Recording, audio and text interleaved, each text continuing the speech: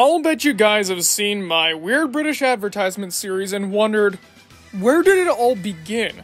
How'd the schmo from the States get so hooked on weird British things? Well, I'll tell you. It's all thanks to Nicktoons Network. They had their own line of Nicktoons Network originals.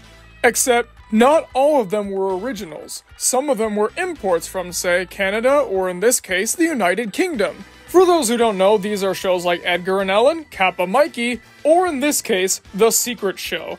The Secret Show was a mild hit on the BBC networks and also over here in the States, but I think that wasn't enough. This show deserved far, far better. There's a lot more to it than meets the eye, so let me show you why The Secret Show is a hidden treasure.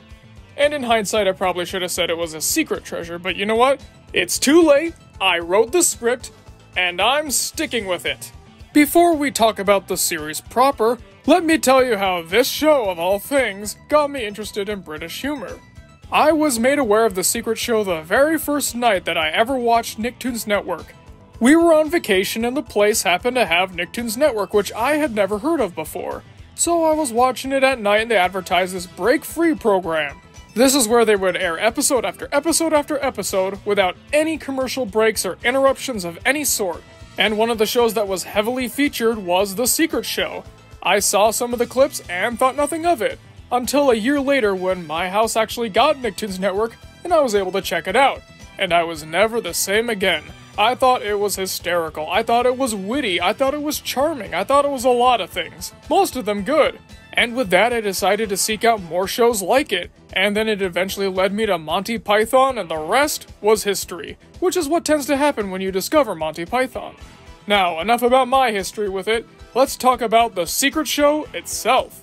When I tell you the premise of The Secret Show, I bet you're gonna roll your eyes and say, boy, never seen that one before. The series revolves around US, U-Z-Z, not U-S. It's an agency full of, guess what, secret agents, and they go around the world doing their secret agenty type things. The members of the main team are as follows. Victor, who's the kinda quirky child at heart.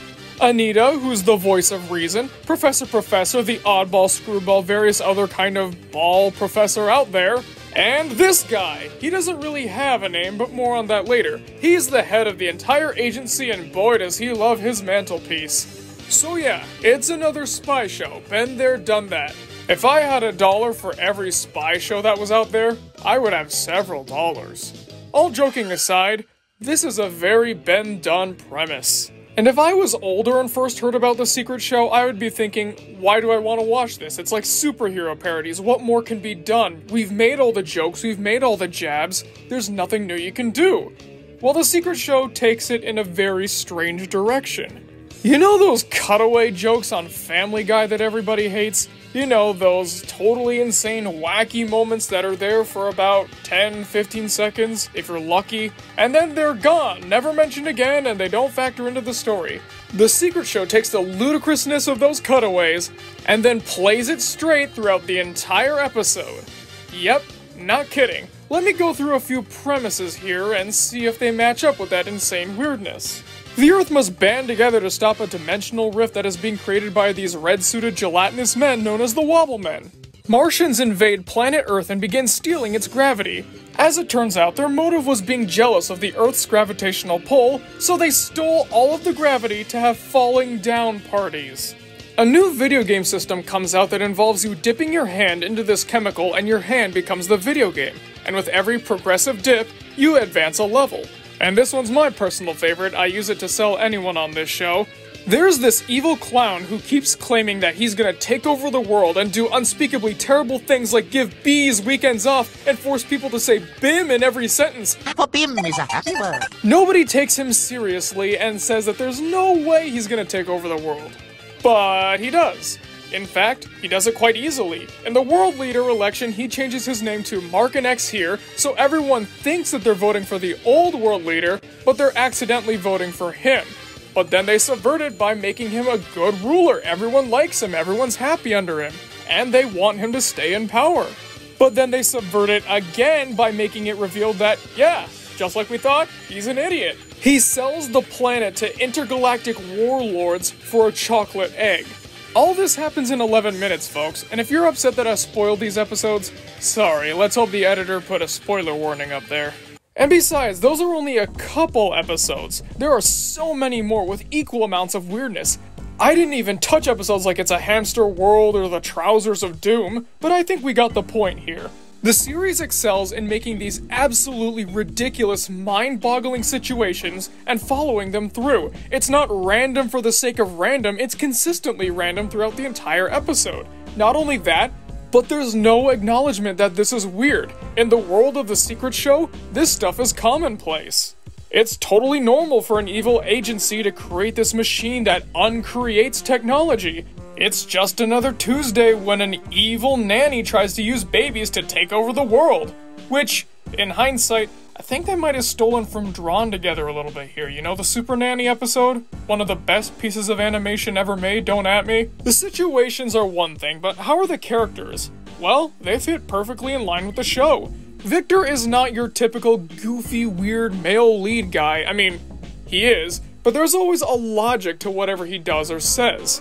Victor's the kind of guy who gets way too into his work, and because of that, it kinda clouds his judgment sometimes. He's far from incompetent, but he's very prone to making rash decisions.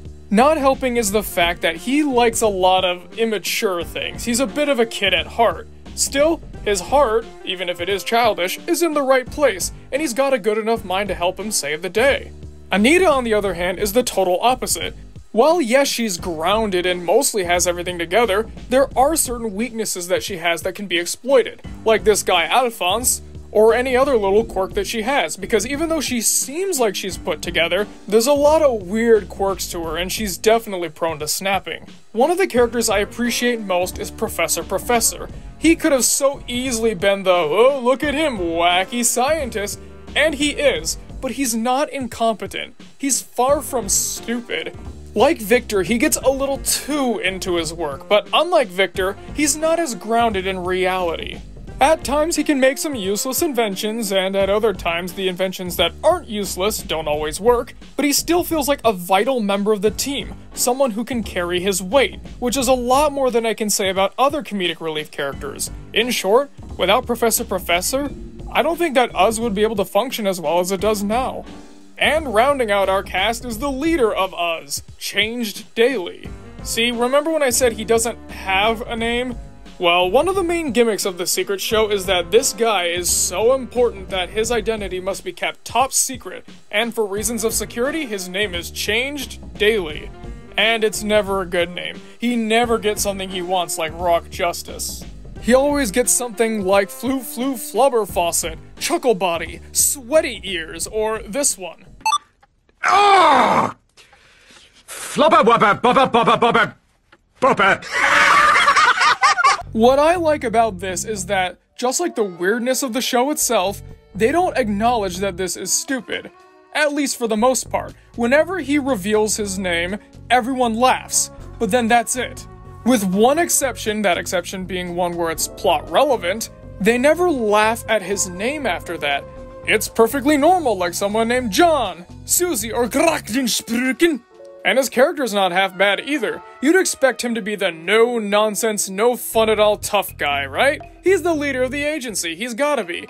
Well, no, he's not. He's somewhat infantile, very feeble, and has to be with his mantelpiece at all times, otherwise he feels very insecure. Kind of like Linus in his blanket. Only with Changed Daily's mantelpiece, it's less portable, has a higher temperature, and is far less likely to be able to be converted into a sport coat. We have a lot of fun villains too. Dr. Doctor was Professor Professor's old colleague back in the day, and just like Professor Professor, she went totally insane, but she went insane for evil! She's over the top, she's hammy, but she's a legitimate threat, even if she is the source of about a third of the weirdness on this show. The imposters are slug-like monsters that live in humanoid metallic suits. They can change into anybody they see. Their main goal is to freeze the world because they love the cold. The floaty heads are strange-looking aliens with, guess what, floating heads, who kinda like to pick on the Earth. They're menaces to be sure, but they mostly do it out of spite or whatever contrived reason they can come up with this week. And let me tell you, with the exception of one episode, Booger Ball, which is more disgusting than anything else, every episode of The Secret Show hits it out of the park. It never repeats itself either. All of the weird situations are confined into each episode, unless it's a sequel, and that's very rare at that. Everything else is entirely unique, and that's another little step that I appreciate. No episodes feel like rehashes, and each one has its own little contribution to make. That's not to say there aren't running jokes, of course. Before the theme song in every episode, there's this old lady named Sweet Little Granny who hosts the Fluffy Bunny Show. But then the US agents come in and take her show down because they need the time slot for the secret show. And there's also other little ones like the aforementioned Change Daily joke, or Professor calling Victor every so often to ask if he's still alive, so on and so forth.